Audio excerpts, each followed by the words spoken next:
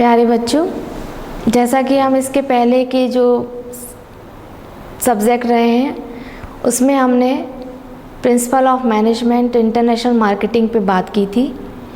अब आज हम बात करेंगे बिजनेस लॉ पे व्यावसायिक संनियम, जो कि बीकॉम प्रथम वर्ष का मैनेजमेंट ग्रुप से रिलेटेड पेपर है। इसके हम इंट्रोडक्शन पे जाएंगे। तो सबसे पहले हम ये देखेंगे कि व्हाट इज़ अ कॉन्ट्रैक्ट, अनुबंध क्या है।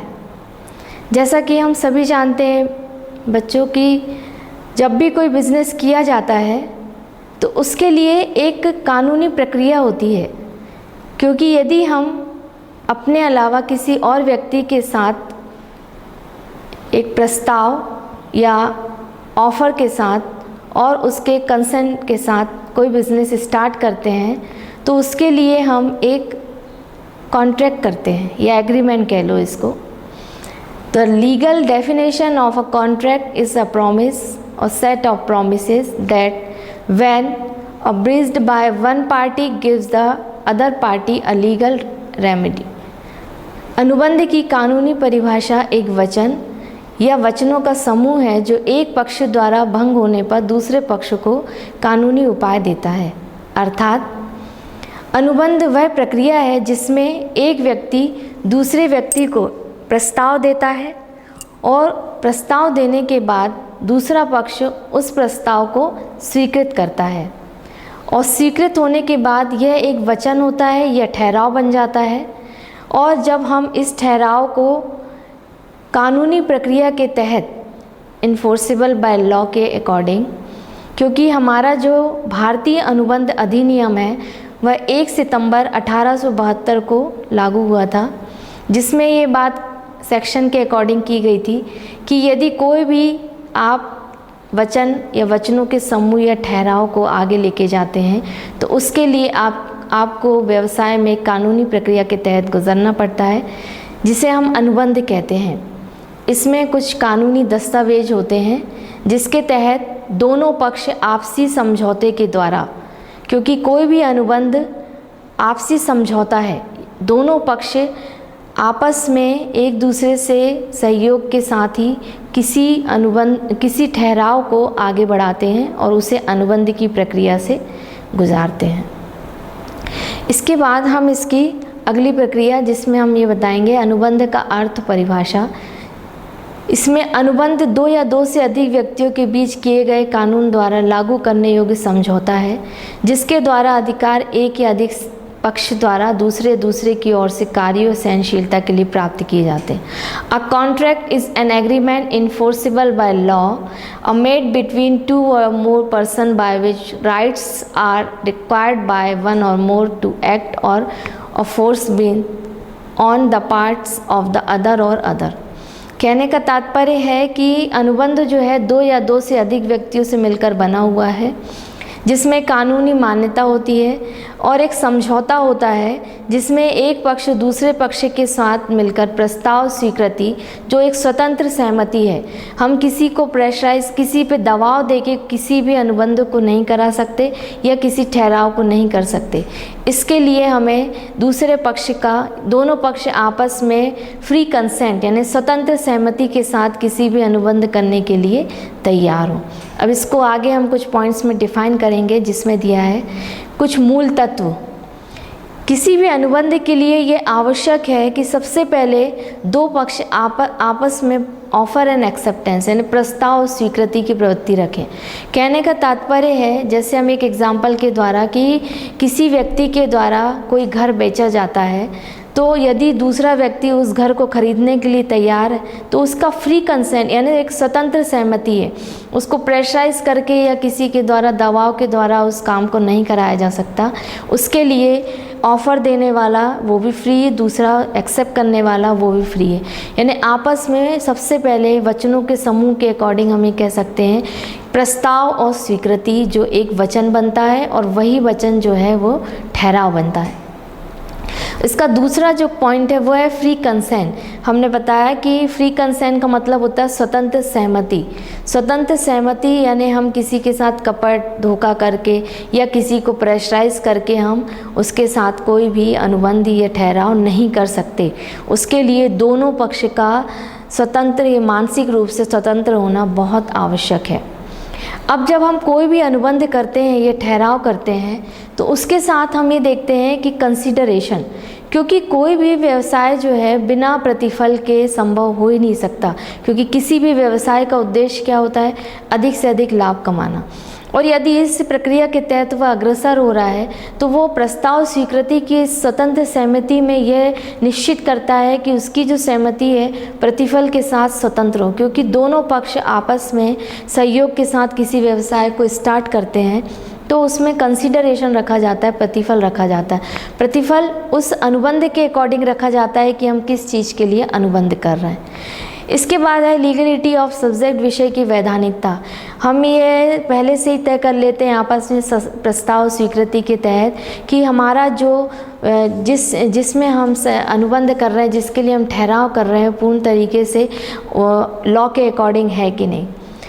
कैपेसिटी ऑफ द पार्टीज, पक्षकारों की सहमति, पक्षकारों की जो क्षमता होती है, क्योंकि हम ये देखते हैं कि किसी भी अनुबंध या किसी भी व्यवसाय के लिए मानसिक स्तर जो है वो सबसे महत्वपूर्ण होता है। तो सबसे पहले जब दो पक्ष आपस में कोई भी प्रस्ताव स्वीकृति करते हैं तो उनकी क्षमता देखी जाती है। क्षमता का मतलब कि उनका जो मस्तिष्क है वो क्या पूर्ण तरह स्वस्थ है, क्या वह यह योग्य है कि वो किसी भी अनुबंध या ठहराव को स्वीकृत कर सकता है।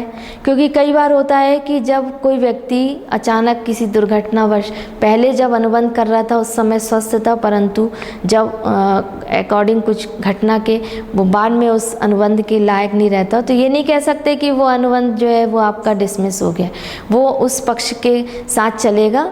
बस ये है कि कुछ उसके मानसिक स्तर को देखते हुए या उसके उत्तराधिकारी जो भी हो वो उस पक्ष को देखते हैं। अतः कहा गया है कि कोई भी पक्षकार की क्षमता जो है उस अनुबंध के लिए अति आवश्यक है। सबसे महत्वपूर्ण है कि जब भी हम कोई अनुबंध करते हैं तो वह लिखित होना चाहिए।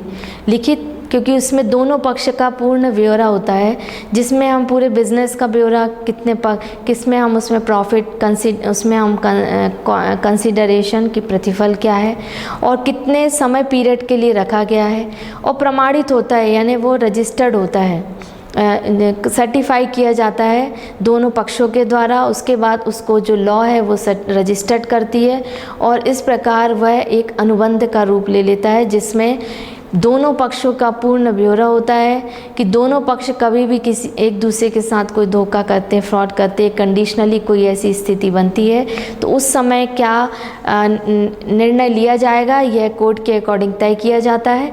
इसलिए कहा गया है कि कोई भी अनुबंध जो होता है वह पूर्ण तरीके से लिखित होना चाहिए, प्रमाणित होना चाहिए और पंजीकृत होना चाहिए।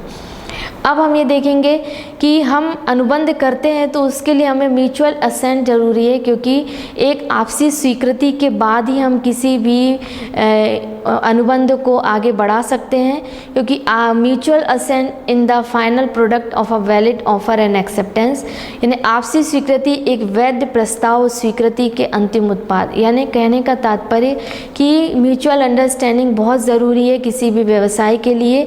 एक व्यवसायी जो है जब भी कोई व्यवसाय को आगे बढ़ाता है तो सबसे पहले वो एग्रीमेंट करता है, अनुबंध करता है, उसके लिए उसे वैधानिकता की आवश्यकता है और वो प्रस्ताव स्वीकृति के माध्यम से उत्पन्न होती है। इसलिए कहा गया है कि किसी भी अनुबंध के लिए आपसी सहमति या स्वीकृति अति आवश्यक है।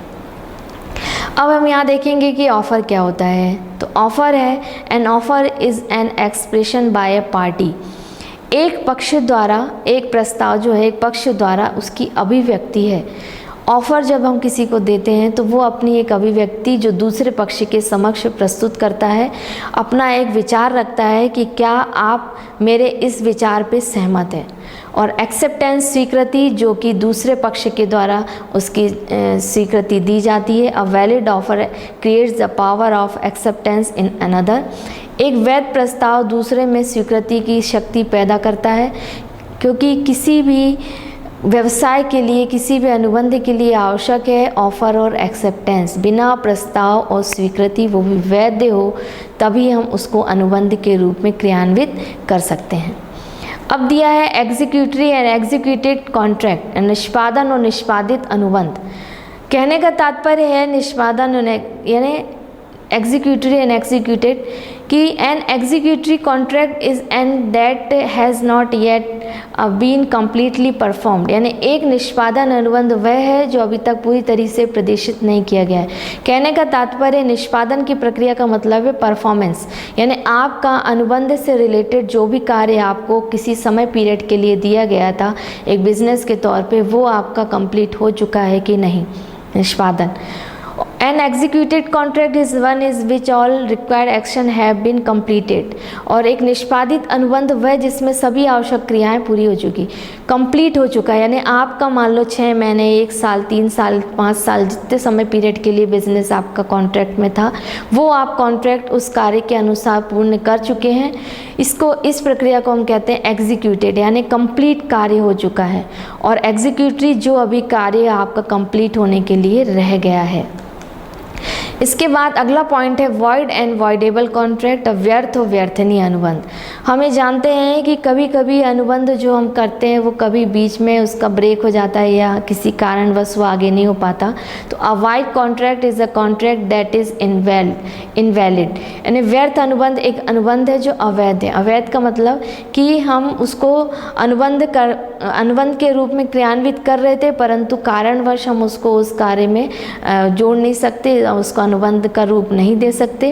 Avoidable contract is a contract that could be invalidated but yet has not yet been ruled void. अव्यर्थनीय अनुबंध एक अनुबंध है जिसे अवैध किया जा सकता है लेकिन अभी तक वैध घोषित नहीं किया गया है।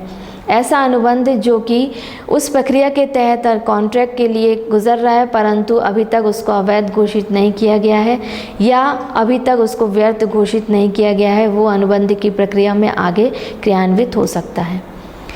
अब हम ये जानते हैं कि किसी भी प्रस्ताव स्वीकृति के लिए कम्युनिकेशन बहुत ज़रूरी है, कम्युनिकेटिंग एंड एक्सेप्टेंस, यानी स्वीकृति का संचार या संप्रेषण, क्योंकि किसी भी प्रस्ताव को स्वीकृत करने के लिए आपस में कम्युनिकेशन बहुत ज़रूरी है। The person accepting the offer the offeree must communicate the acceptance to the offer. प्रस्ताव को स्वीकार करने वाले व्यक्ति को प्रस्ताव के लिए स्वीकृति का संचार करना चाहिए। जब एक व्यक्ति द्वारा किसी व्यक्ति को प्रस्ताव दिया जाता है, ऑफर जाता है, तो उसका कम्युनिकेटिंग का जो मार्ग होता है वो कोई भी हो सकता है, ऑनलाइन, मेल के द्वारा, एक दूसरे से टेलीफोनिक के द्वारा, लेटर के द्वारा। तो वो व्यवसाय को कई बार उन माध्यमों के द्वारा भी एक्सेप्ट करता है। तो ये कहा जा सकता है कि ऑफ़र के लिए कम्युनिकेशन बहुत ज़रूरी है और प्रस्ताव तभी स्वीकृत होता है जब आपस में एक दूसरे के साथ कम्युनिकेशन हो, एक दूसरे के साथ बातचीत हो। Terminating the power of acceptance, of स्वीकृति की शक्ति को समाप्त करना। कहने का तात्पर्य है कि यदि ऑफर देने के बाद यदि कोई पक्ष, दूसरा पक्ष जो उसको स्वीकृत नहीं करना चाहता है तो वो स्वेच्छा से उस स्वीकृति को इनकार कर सकता है। तो a person power of acceptance can be terminated bye, स्वीकृति के एक व्यक्ति द्वारा समाप्त किया जा सकता है। उसके लिए कुछ पॉइंट्स हैं। Revocation of the offer by the offeror, प्रस्तावक द्वारा प्रस्ताव का रद्द करना। कोई भी जो प्रस्ताव देने वाला है उस प्रस्ताव को स्वीकृत करने वाला व्यक्ति जो है अपनी स्वेच्छा से रद्द कर सकता है, उसको इनकार कर सकता है। Rejection of the offer by the offeree, और प्रस्तावक द्वारा प्रस्ताव को अस्वीकार किया जा सकता है। लैप्स ऑफ टाइम, समय का बीत जाना, क्योंकि जब हम कोई अनुबंध करते हैं उसका एक समय पीरियड निश्चित होता है और यदि उस समय पीरियड में यदि हम कोई भी प्रस्ताव को स्वीकृत करने में समय लगा रहे हैं तो उसके बाद वो स्वीकृति मान्य नहीं होती है और ऑटोमेटिक वो स्वीकृति निरस्त हो जाती है। और death of subsequent incapacity of either party, किसी व्यक्ति की मृत्यु हो जाने के बाद या कोई अक्षम है, तो क्योंकि जब हम किसी को ऑफर देते हैं, सामने वाला व्यक्ति कारणवश यदि उसका उत्तर नहीं दे पा रहे या कंडीशनली ये डेथ हो जाती है, कोई ऐसी कंडीशन बनती है, तो स्वतः ही वैसा जो प्रस्ताव है अस्वीकृत हो जाता है। एक आवश्यक शर्त की विफलता यानी the failure of required condition, क्योंकि कोई भी जो अनुबंध किया जाता है उसके लिए प्रस्ताव स्वीकृत करने वाले दोनों स्वतंत्र होते हैं। यदि हमें कहीं भी उस शर्त के अकॉर्डिंग अपने आप को नहीं पाते तो हम इसके लिए उस प्रस्ताव को अस्वीकृत कर सकते हैं, उस प्रस्ताव को रद्द कर सकते हैं।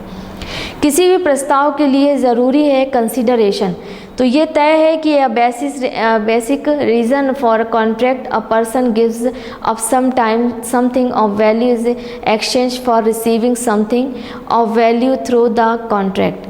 एक अनुबंध का मूल कारण एक व्यक्ति अनुबंध के माध्यम से कुछ मूल्य प्राप्त करने के बदले में कुछ मूल्य छोड़ देता है।